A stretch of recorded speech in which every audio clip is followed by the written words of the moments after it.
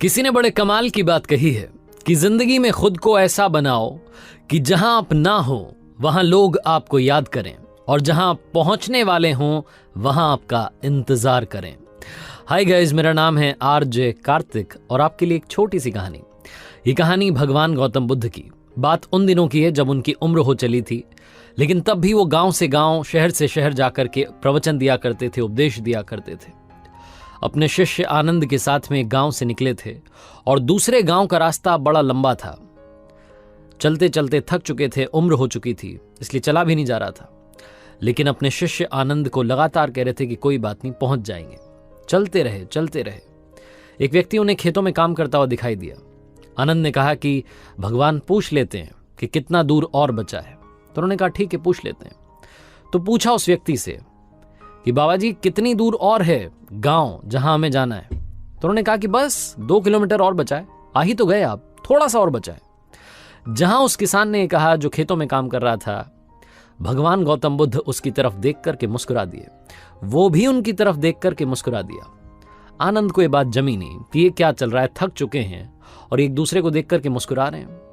उसके बाद में वहां से आगे बढ़ गए। 2 किलोमीटर शायद पार हो चुके थे। आनंद को और थकान हो रही थी। उसने फिर से कहा कि रुक जाते हैं, पूछ लेते हैं किसी से और कितना जाना है। तो उन्होंने देखा कि एक बूढ़ी अम्मा सर पर लकड़ियों का गट्ठर बांध करके जा रही थी। उन अम्मा से पूछा कि माता जी गांव कितनी दूर है। तो माता जी ने कहा अरे आप आ ही तो गए हो, बस 2 किलोमीटर और बचा है, लगभग पहुंच गए हो आप, ज्यादा दूर नहीं है। जहां उन अम्मा ने कहा, भगवान गौतम बुद्ध उनको देख करके हल्के से हंस दिए, वो भी उनकी तरफ देख करके हंस दी। अब की बार आनंद को और बुरा लगा कि ये क्या चल रहा है।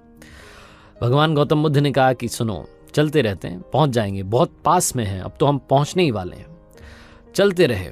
शायद वो 2 किलोमीटर और निकल गए थे, थक करके चूर हो चुके थे। तभी उन्हें तीसरा आदमी दिखाई दिया। उस तीसरे आदमी से भी पूछा कि भाई साहब गांव कितनी दूर और बचा है। उसने भी यही कहा कि बस 2 किलोमीटर और बचा है, आप पहुंचने ही तो वाले हो, चलते रहो, बस आने वाला है गांव, शाम होने से पहले पहले पहुंच जाओगे। और ये कहकर के वहां से चला गया।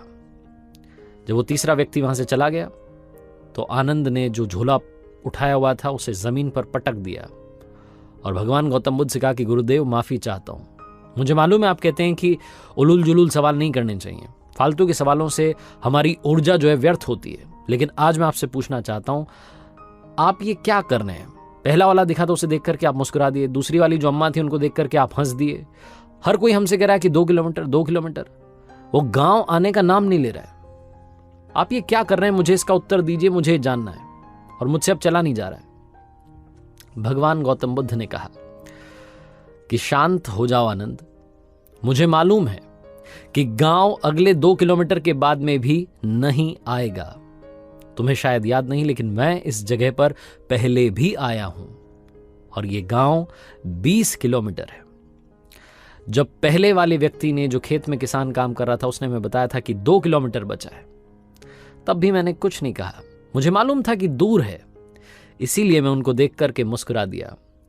वो भी मुझे देख करके मुस्कुरा दिए। उन्हें समझ में आ गया कि हम दोनों का काम एक ही है, दूसरों को लगातार इंस्पायर करना। पिछले इतने सालों से मैं लगातार लोगों को इंस्पायर कर रहा हूं, मोटिवेट कर रहा हूं कि आगे बढ़िए, मंजिल मिलेगी। दूसरी अम्मा जब मिली तो उन्होंने भी कहा कि 2 किलोमीटर और बचा, आप बस पहुंच ही गए।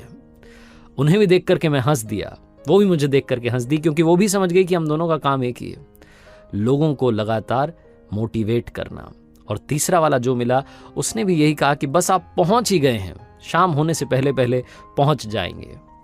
हम सब का काम एक ही है, इसीलिए हम एक दूसरे को देख करके मुस्कुरा रहे थे। मुझे मालूम है कि गांव दूर है, लेकिन तुम्हें अगर कहता कि 20 किलोमीटर चलना है तो शायद तुमसे इतना भी नहीं चला जाता। इन 3 लोगों ने हमें 2 करके 6 किलोमीटर तो पार करवा दिए। 6 किलोमीटर की जर्नी तो हमने इन्हीं के भरोसे पार कर ली। मुझे मालूम है तुम थक चुके हो, ये बड़ा सा पेड़ है, इसके नीचे आराम करते हैं, आज की रात यहीं बिताते हैं, कल सुबह फिर से चलेंगे, चिंता मत करो। लेकिन दुनिया में याद रखना, दूसरों को लगातार मोटिवेट करना मत भूलना। कहानी बहुत छोटी है, लेकिन असल जिंदगी में भी हमारे आसपास ऐसे लोग होते हैं जो हमें इंस्पायर करते चलते हैं, मोटिवेट करते चलते हैं। कुछ ऐसे लोग भी होते हैं जो हमें डीमोटिवेट करते हैं। अब चॉइस आपकी है कि कि आपको कैसे लोगों के साथ में रहना है और आपको कैसा बनना है, कि आप भी वैसा बनना चाहते हैं जो ये कहे कि बहुत दूर है, तुमसे नहीं पहुंचा जाएगा, या आप ये कहना चाहते हैं कि बस पहुंच गए हो, थोड़ा सा और चल लो, मंजिल मिल जाएगी। चॉइस आपकी है। आरजे कार्तिक आपसे बस यही कहता है, जिंदगी में मंजिल की तरफ दौड़ते चलिए, रुकिए मत, थकना इधर मना है, कर दिखाओ कुछ ऐसा कि दुनिया करना चाहे आपके जैसा। और हाँ, याद रखिए, हर सोमवार सुबह 9:30 बजे मेरे सोशल मीडिया हैंडल्स पर देखिए एक नई कहानी।